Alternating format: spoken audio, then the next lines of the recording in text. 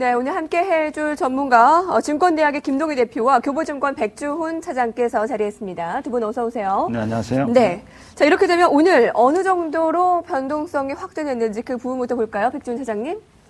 예, 그렇습니다. 주말을 포함해서 결국은 유로존 시장 내에서 국가의 신용등급 강등이라는 부분들, 벨기에 신용등급 강등이 두 단계 하향 조정하면서 네. 주말을 마치면서 좀 무거운 마음으로 또 장을 시작을 했고요. 그러니까요. 예, 그런 측면에서 유로존 위기들 계속해서 말씀드리는 부분이지만 변동성을 계속해서 갖고 가고 있다라는 부분들은 시장에서 조금 더 보수적으로 접근을 해야 되겠지만 오늘 또 김정일의 사망과 또 더불어서 시장의 또 투자 심리를 좀 급격히 위축시키는 부분들을 보여주고 있지만요. 전체적으로 유로존 시장에 대한 부분들이 미치는 영향들이 시장 내에서 계속해서 중장기적인 악재로서 좀 작용을 할 것이고요.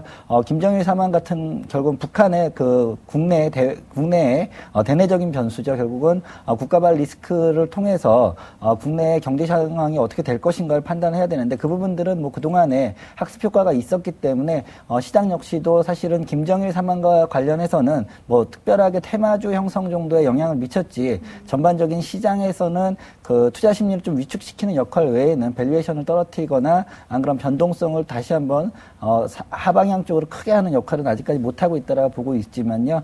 서두에 말씀드렸던 결국은 유로존에 대한 위기들 그다음에 추후에 다시 한번 또 1월달 연초 시장에서도 계속해서 이런 부분들이 시장의 부담으로 갈 것이기 때문에 거기에 대한 해결책이 없는 상황이라고 본다라고 하면 시장이 좀 답답한 분위기로 계속해서 이어져 가고 있지 않나라고 판단을 하고 있습니다. 네, 김동희 대표님께서는 어떻게 보셨습니까?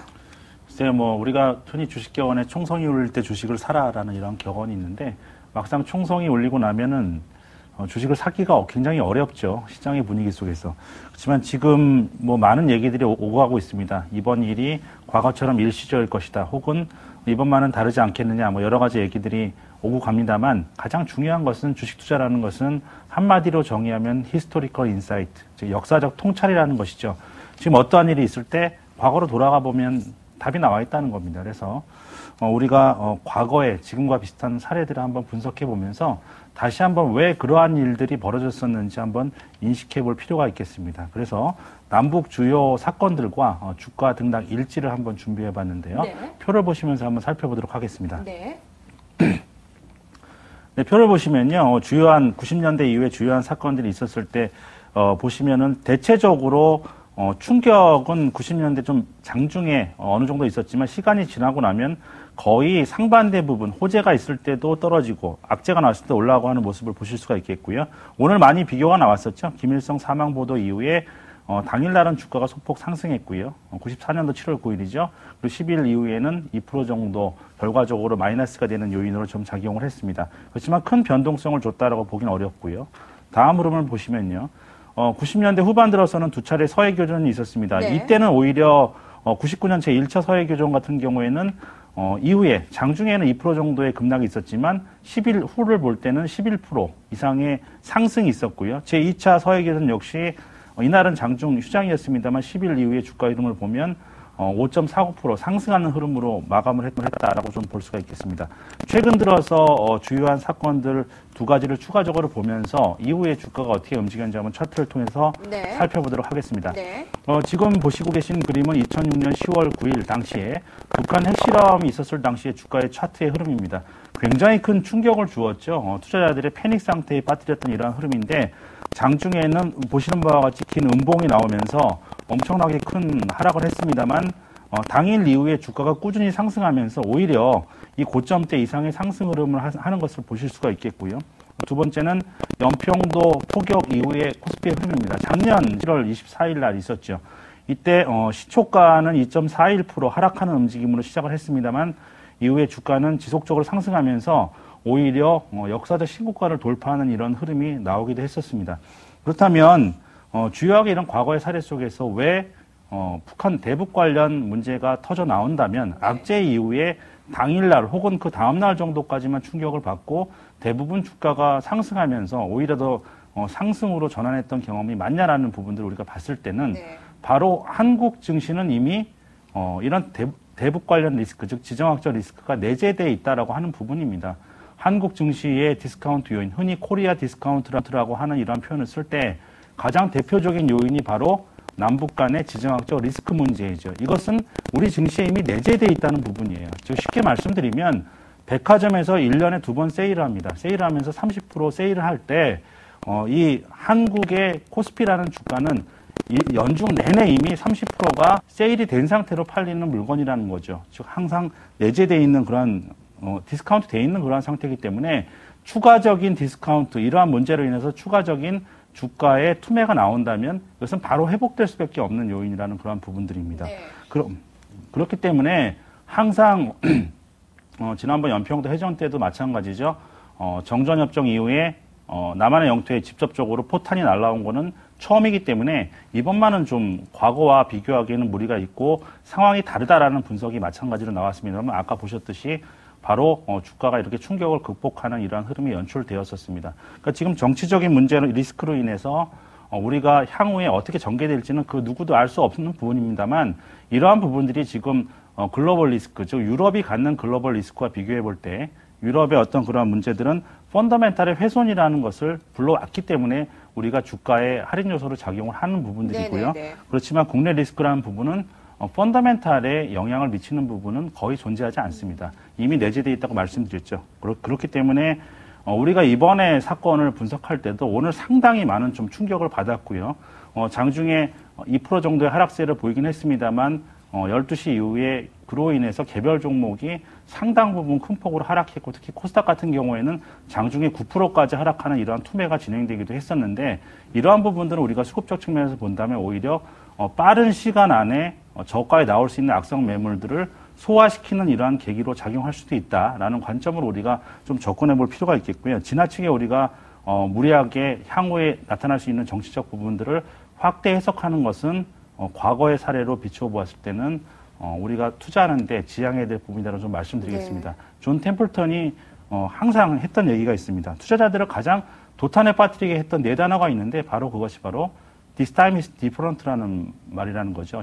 이번만은 다르다라는 부분입니다. 네. 항상 증시의 역사 속에서 비슷한 사건은 반복돼 왔고 예. 동일하게 움직여 왔기 때문에 그러한 부분에 있어서는 우리는 지금 현재 말씀드렸던 것처럼 이번에도 다르지 않게 결말이 날 가능성이 많다라고 여러분들 판단하시고요.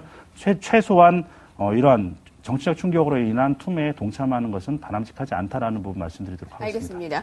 자, 학습 효과를 통해서 이번에도 제한적인 영향일 것이다. 지금 이전에도 이번만은 다르다 했지만 결국에 지나고 보면 다 북한 리스크는 제한적이었다라는 판단입니다. 자, 그러면 오늘 환율과 이 외국인들의 매매 동향을 비추어 봤을 때 흐름은 어떻게 분석을 해볼 수가 있습니까?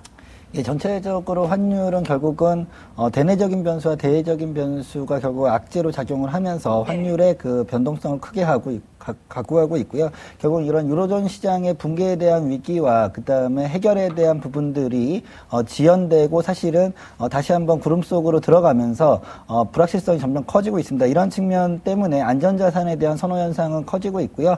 저번 주에는 이런 안전자산의 선호 현상 외에도 또다시 한번 글로벌 경기가 위축된다라고 하면 결국 자산에 대한 이런 거품들이 꺼질 것이라는 위기 때문에 원자재에도 급락을 이뤄왔습니다. 하지만 현재 구간 내에서 내년도에 이런 글로벌 경기 그다음에 각 국가의 성장률을 본다라고 하면 전체적으로 그 투자 자산에 대한 부분들은 선호도가 떨어질 것이고요.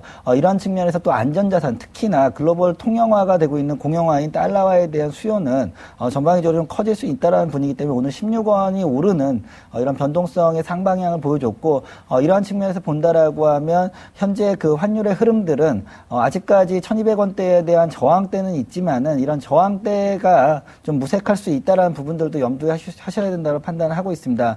이러한 측면에서 외국인들의 현물 시장의 동향과 그 다음에 채권 시장에서의 동향을 볼 수가 있는데요. 채권 시장 내에서는 뭐 외국인뿐만 아니라 기관들도 역시 계속해서 매도 포지션을 갖고 가고 있습니다. 이런 측면을 본다라고 하면 추가적으로 이런 채권 금리의 상승과 더불어서 또 환율의 상승도 예상이 되고 있습니다. 결국은 불확실성이 내재가 되고 있지만은 단기적으로 이런 불확실성이 방향성을 잡기보다는 오히려 변동성을 확대해 나가는 측면에서 본다라고 하면 시장 내에서 그 포지션을 잡기보다는 오히려 확인하고 좀 접근한 전략이 맞을 것으로 보고 있고요. 환율이 이렇게 상승하고 있음으로 해서 현물 시장 내에서의 그 매도도 연동이 될 수 있다는 부분들, 외국인들 뭐 일자별로 보신다라고 하면 지속적인 하루에 2, 3천억 원대의 현물 시장에서 매도가 지속이 되고 있고요. 오늘 그 매도 폭탄은 없었던 걸로 보이죠? 이 김정일 사망 소식으로. 예, 그렇습니다. 일단은 전방위적으로 그 시가총액 상위 종목들, 특히나 그 펀드라든지 외국인들의 그 매매 비중이 큰 종목들은 오전 시초가 부분부터 많이 빠져서 시작했기 때문에 또 거래대금도 역시 거래량은 많았지만은 거래대금이 수반이 안 됐다라는 부분들은 결국은 대형주에 대한 거래 비중이 각 그 수급별로 좀 약했다라고 말씀을 드릴 수가 있겠고요. 이러한 측면에서 외국인들의 매매 비중, 매매 금액은 작았지만은 전반적으로 이런 심리와 흔들리는 또 코스닥 시장과 그다음에 중저가 종목들의 하락폭이 컸습니다. 이러한 측면 본다라고 하면 외국인들의 오늘 2천억의 매도는 그동안 시종 그 경향적으로 매도했던 부분에 일관선상에 있다라고 판단하고 있고요.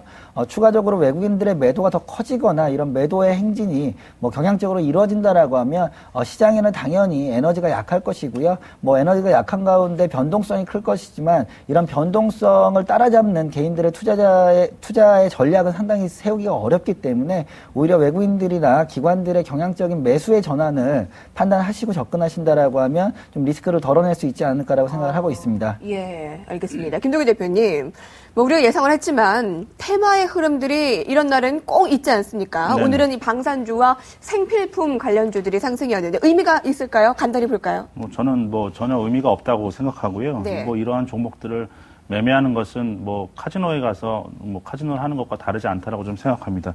전혀 뭐 펀더멘탈과는 무관하게 뉴스에 따라서 올라가는 그러한 흐름들을 보여주고 있기 때문에 이런 종목들 뭐 지금 여기서 무슨 수혜를 입는 것도 아니고 그냥 뉴스에 따라서 일희일비하고 내일 또 오히려 또 급락할 수도 있는 그러한 종목군들이기 때문에 저는 뭐 쳐다보지 않는 것이 현명하다라고 단언해서 말씀드리겠습니다. 네, 알겠습니다. 자, 이렇게 해서 지금 워스트 이슈 살펴봤습니다. 자, 그러면 이제 김정일 위원장 이제 사망 후에 주요 증권사들의 이제 비율을 살펴볼 텐데요. 한번 저희가 정리를 해드리겠습니다. 확인해 볼까요? 한화증권에서는 1,700부근이 바닥이다. 키움에서는 북한 안정 확인이 일단 필요하다. 미래에셋에서는 단기 충격이다. 곧 복원될 것이다. 대신증권에서는 상황 2, 3일 정도 더 추이를 살펴봐야 한다. 신영증권에서는 단기적인 충격에 그칠 것이다. 신한에서는 한국의 등급 조정 여부를 주목해야 한다. 교보증권에서는 섣부른 대응은 위험하다는 의견을 줬습니다. 지금 신한증권에서는 한국의 등급 조정 여부가 주목된다라고 했는데 실제적으로 국제신용평가사들의 전망을 볼까요? 피치에서는 신용등급 영향은 거의 없다. 불확실성은 커졌지만 무디스에서도 신용등급의 즉각적인 영향은 없다. 그리고 S&P에서도 신용등급 영향 한국 없을 것이다. 일시적인 위험 요인은 고려하겠다라고 의견을 줬습니다. 자, 이번엔 두 분의 이제 의견을 들어볼 텐데 백지훈 차장님, 유럽에 이제 신용등급 쓰나미가 몰려오지 않습니까? 오늘 일단 이 김정일 사망 소식 전에도 이미 1,800을 이탈했었단 말이에요. 자, 그러면 우리가 좀 대응 전략 세우는데 어디를 좀 중점적으로 봐야 하는지, 그리고 이번 주는 어떻게 전망해 볼 수 있을지 판단해 주실까요? 예, 그렇습니다. 일단 1800선에 대한 심리적인 지지선은 오늘 종가 기준으로 무너졌다라고 판단하고 있고요. 서두에 말씀드렸듯이 거래량이 상승을 하고 있습니다. 물론 밑에 꼬리를 달았지만은 전체적으로 손바뀜도 활발하지 못하는 시장의 모습이었고요. 특히나 대형주들, 특히나 그동안에 시장에 경기 방어적인 역할을 했던 업종들까지 같이 투매에 동참하는 모습들을 보여주고 있습니다. 결국은 이러한 업종의 특성으로 시장에 그 변동성이 작은 종목들도 역시 오늘 하락을 처음으로 하기 시작을 했는데요. 이러한 측면을 본다라고 하면 시장은 하방에 대한 압력이 좀 커지고 있다라고 판단을 하고 있습니다. 그렇기 때문에 직전에 저희가 8월 달부터 작년 8월부터 시작됐던 지금 박스권 하단부인 1700선까지의 하락은 좀 열어놓은 상태에서 매매 전략을 세워야 될 것으로 개인적으로 판단을 하고 있습니다. 이러한 측면은 연말 연초 시장을 기대하기보다는 오히려 연초 시장으로 가면 갈수록 그 유로 시장에 시장에 대한 해결책을 못 잡는다라고 하면 기간 리스크가 커질 것으로 보고 있고요. 오늘 뭐 무디스라든지 피치라든지 S&P 이런 그 세계 글로벌 평가사들이 결국은 유로존 시장에 대한 다른 국가들과 그 다음에 기타 여타 은행에 대한 신용 등급 강등을 경고를 하고 있기 때문에 이러한 수치적, 특히나 데이터적으로 나타나고 있는 신용 등급은 결국 객관화된 수치라고 말씀을 드릴 수가 있겠습니다. ESFB라든지 ECB 그 유로존의 그 중앙은행을 통해서 그 전략이 나온다 하더라도 결국은 현재까지 이런 유로 재정 위기들이 국가의 그 성장성이라든지 재정 위기들을 수치화되고 있는 그런 표본치인 국가 등급이 강등이 된다라고 하면 시장에 분명히 영향을 미칠 수밖에 없다라고 판단하고 있습니다. 보수적인 전략이 맞을 것으로 보고 있고요. 연말 시장은 단기적으로나마 그 배당주에 대한 부분들은 좀 유효할 것으로 보고 있지만은 아직까지 연초 시장에 대한 그 불안감이 있기 때문에 전체적인 포트폴리오의 비중 자체를 많이 갖고 가시는 전략은 옳지 않을 것으로 보고 있고요. 오히려 배당주에 대한 가격에 대한 논리가 생겼을 때, 뭐 가격 메리트 생겼을 때 포트폴리오에 편입하는 정도의 전략은 유효할 것으로 판단하고 있습니다. 네, 김동희 대표님. 저는 뭐 사실 지금 외국인들이 지금 이번 주에 크리스마스가 있기 때문에 사실상 북클로징 결산기에 돌입해서 오늘 사실 이렇게 외국인들이 시작과 함께 시장을 크게 하락시키는 요인으로 작용할 것으로 보지는 않았는데 막상 그 12시 이전에 시작하면서부터 외국인들의 매도가 나왔고 그 이전에 아시아 증시에서 우리 증시가 하락을 좀 주도하는 움직임이 나타나는데 이러한 부분들은 외국인들의 정보력이 우리가 훨씬 빠르기 때문에 어느 정도 뭐 대북 관계에 대한 이상 징후를 먼저 파악한 것이 아닌가라는 부분으로 우리가 좀 유추해 볼 수도 있겠습니다. 이러한 부분들을 제외한다면 외국인들의 영향력이 상당 부분 좀 줄어든 이러한 상태에서 기관이 오늘의 충격을 이후 기반으로 해서 오히려 더 시장의 안전판 역할을 좀 강화될 수 있을 것으로 보여지고 있기 때문에 오히려 전 기관의 매매에 좀 주목해 본다라고 좀 볼 수가 있겠고요. 그렇기 때문에 시장은 추가적인 하락보다는 오히려 빠른 시간 안에 오늘의 하락, 오늘의 국내적인 요인으로 인한 하락분은 빠르게 복원될 가능성이 매우 크다라고 말씀드리겠습니다. 예, 알겠습니다. 자, 두 분의 의견 잘 들었습니다. 증권대학의 김동희 대표와 교보증권 백주윤 차장께서 도움 말씀 주셨습니다. 고맙습니다. 네, 감사합니다.